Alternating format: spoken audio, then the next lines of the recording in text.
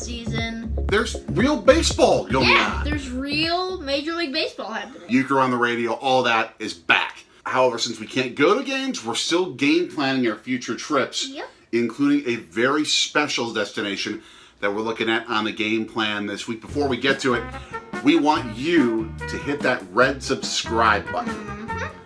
Give a subscribe there, give a like to our video, share it with the people that you love, and see the little bell when we say ring the bell, ding, ding, ding. That means get notifications on your phone for when our content comes up on your phone. Yeah. Now we are going to where for this edition? Washington, D.C. The capital of the United States of America. And normally we do top fives on our game plans, but when it comes to the attractions, the things you can do in Washington, D.C., there's so much of it. We've had to expand that to a top 10 list. We're each taking 10.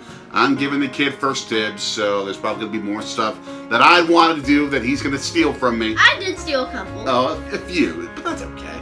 It's all right. We're going to give you 20 fantastic options as it is. In alphabetical order, your first option is a pretty well-known one to America and the entire world. It is the Capitol. So the Senate and House meet there.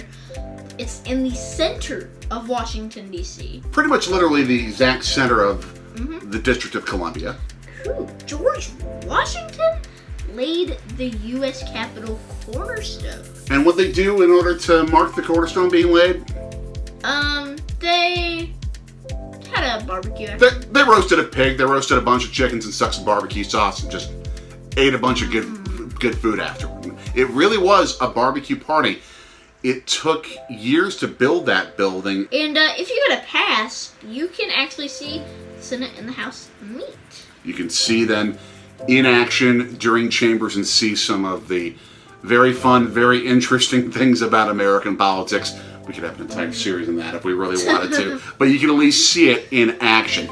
And you have to go to your representative or your senator to get passes and access to see that. So maybe when we're in D.C., we can watch government in action. Interesting. So just a bit south of there, we start with the memorials to many of the presidents, and one of them is the Jefferson Memorial. He was the third president and the primary author of the Declaration of Independence. I've been to this memorial. I had a chance to go to D.C. in 1990 when I was in school. And this was the memorial that sort of snuck up on you as really how cool of a building it is. It's got a huge dome with columns, if you've ever seen it. It's not as shown as often as, say, some of the others that we're about to show you here on this video. It really does give a picture, and a fantastic picture, about his philosophies of government and how much it really was about government for and by the people. So this is definitely one to check out, as is one that's pretty nearby there. Yeah, not far. I haven't had a chance to see yet, and it's definitely on my list, but it's on your list as well. You're number 3. The Martin Luther King Jr. Memorial. So he was a historic civil rights advocate. We've talked about him a lot already on Swordsy Stories with our experience in the game plan for Atlanta and also the DeSample Museum in Chicago. The I Have a Dream speech, and he did it just a few blocks away from where this memorial is. Yep. So that is pretty cool, and it's also on the Potomac, isn't it? It is, and it's a very interesting design. The idea of it being a stone being cut out of this massive stone, and they pulled out Dr. King's stone emerging from a mountain. It comes back to that I Have a Dream speech, and where he said, quote, "With this faith, we will be able to hew out of the mountain of despair a stone of hope." Your number 4 is where Dr. Martin Luther King spoke. It is in the west end of the National Mall in downtown Washington, D.C. Yep. It is the Lincoln Memorial. So historic. As you said, it's on the National Mall, and Dr. King spoke there at the March on Washington. 1963. Just is so insanely powerful. Yeah. Words cannot express just what it looks like and how it strikes you when you see this memorial to the president that really kept America alive during the Civil War and who led the push at the top of American government to end slavery in the United States and who kept America through the Civil War and kept the Union going. Your number 5, you actually get to see some pretty important pieces of paper in Washington, D.C. The National Archives Museum. And the Declaration of Independence is there, as well as the Bill of Rights and the Constitution. Which includes the Bill of Rights. You also get a nice 13th century piece of paper from way before America even existed. The Magna Carta, which was an agreement between the British king, the English king, and some of the different barons who owned land there. Number 6 for you, little buddy, is a spot, and the first one that does not have to do with the history of the United States of America. It's where you want to watch some Brewers baseball history. And the Brewers beat the Nationals at Nationals Park in DC. Hopefully we'll see that there. Yep, they've got the Chair of Honor in coordination with the Vietnam Veterans of America. Yep, what they do is they've created this chair for military personnel, those who were prisoners of war in different American wars in our history, and given them a very special locale within the stadium. And the thing about that place that I think you love more than any other, it's their attempt at the sausage race. It doesn't beat the sausage race, but it's still fun. George Washington, Thomas Jefferson, Abe Lincoln, and Teddy Roosevelt all do the president's race. Middle of the 4th inning where they run against each other, and usually Teddy Roosevelt gets into some sort of trouble. Yeah. He's known for doing, I think, WWE, World Wrestling Entertainment moves on some of the competitors. He once did that to the Bratwurst during an all-star race. Oh, no. But the Brat still won. The Brat still won that race. And by the way, we have a very special preview from Nationals Park. Okay. A special guest preview.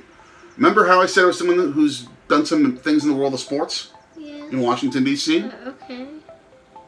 Take a guess. Oh.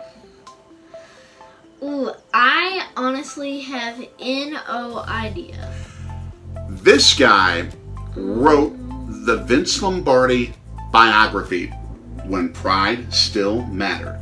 Wow. A best-selling book. He has written tons of best-selling books. One of the great authors of our time, who I've been blessed to meet and get to know at least a little bit, David Maraniss. Let's watch. Hi, this is David Maraniss in Washington, D.C. I'm a big baseball fan and live here most of this year, although I'm really, to be truthful, a Milwaukee Brewers fan. But I do go to Nationals games, and I hope and think you'd have a lot of fun if you would. One of the nicest parts about going to Nationals Stadium is just walking in.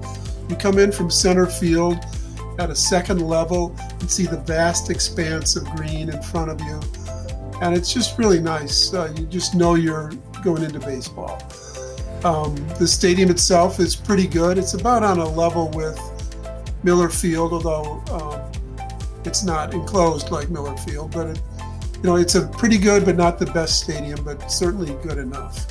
Once you're there, there's a wide variety of food, like all the ballparks these days. The local favorite is Ben's Chili Bowl, which was a sort of a classic establishment greasy dive on 14th Street in Washington, and it moved into the stadium, and it is exactly what it says, with various hot dogs and chili.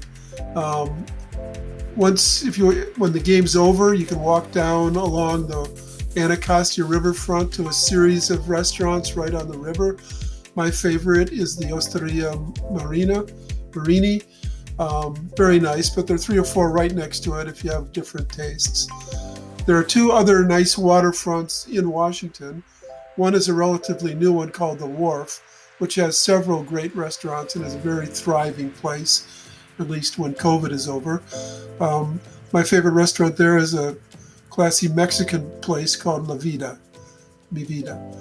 Then there's also Georgetown waterfront with another great group of restaurants. You can actually take water taxis between the wharf and Georgetown. Some fantastic tips from David Maraniss, the longtime editor of the Washington Post, who grew up in Wisconsin, grew up in Madison, and I thank him so much for giving this extra surprise for our game plan presentation and to give you some tips for places that we're going to go. And next week we're going to check out some other great restaurants to go to in DC. Now quickly, let's jump to number 7 in your list. And when we went to Kansas City, we looked at a zoo. We're doing it again. The Smithsonian National Zoological Park. It is a part of the Smithsonian Museum Network, 19 different museums throughout Washington, D.C. and the area. And check out, let me see if you can nail down some of these different unusual animals among the massive list that they have. A Biscayan round hornbill. Close, okay. The Malay mouse deer. Yes, a mouse deer. I think I've heard of it. This is, I can't wait to see this thing. This is ridiculous.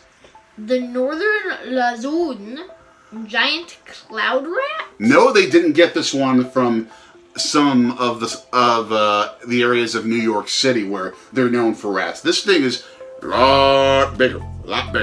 Screaming hairy armadillo. That needs to be a mascot somewhere. That needs to be a team mascot someplace. There are armadillos somewhere. I don't know where, but there's an armadillo team probably somewhere. But is it a screaming hairy armadillo? No. It should be. And the most unusual. No, not really, but. Cows. Wisconsin's the top producer of cows in the U.S. Yes, per capita, absolutely. Jumping to your number 8, and something completely different. The Supreme Court of the United States. Told you it was different than cows. Going there is a case being argued. Yeah, you can actually go and listen to what you can't watch on any sort of a live stream or on television or hear on radio. You can actually see and hear a case being argued. Now, what you'd have to do is you'd have to make an appointment, get proper tickets, but it is very doable to experience that. And a particular statue in the building of a former justice that means a lot to you individually. Yeah, so they've got a John Marshall statue, and John Marshall is special for me because my grandma went to Marshall University, and that's named after John Marshall. Your number 9 is one of the most obvious monuments within Washington, D.C. It's right smack dab in the middle of the National Mall. It is the Washington Monument. You know it. It's this big, pointy obelisk thingy right smack dab in the mall. How many steps? 900 steps to climb up. They have elevators, so you don't have to worry about doing that. Yep. My mom actually tried to climb it. How far did she get? I believe she made it to the top. And back? And back. Yes, they didn't leave her up there and just 1,800 steps? In the end, yes. Oh my gosh. That was ridiculous. But there are elevators. You don't have to worry about it. And one of the other cool things about the place, they guarantee by contract and by actual law of the city, you can't build a building taller than it. So it is the tallest building in Washington, D.C. And last but not least, you know it, the White House. Where the president lives. It was named the People's House and had that name for umpteen number of years. We actually have the stats in front of us so we can tell you this, but otherwise I suggest for you to guess this. How many rooms are in the White House? 132. That may be 5 or 6 times more than what we have in our house. Ours is about a bath and a half here at our place. How many do they have? 45. And the really interesting things about this place, there is a bowling alley for President Nixon. In a basketball court. from Obama. He likes the Bulls. We forgive him. He would always pick North Carolina to win the NCAA tournament as well. So we'll forgive him for that. And yes, a swimming pool to enjoy as well. Now it's time for my top 10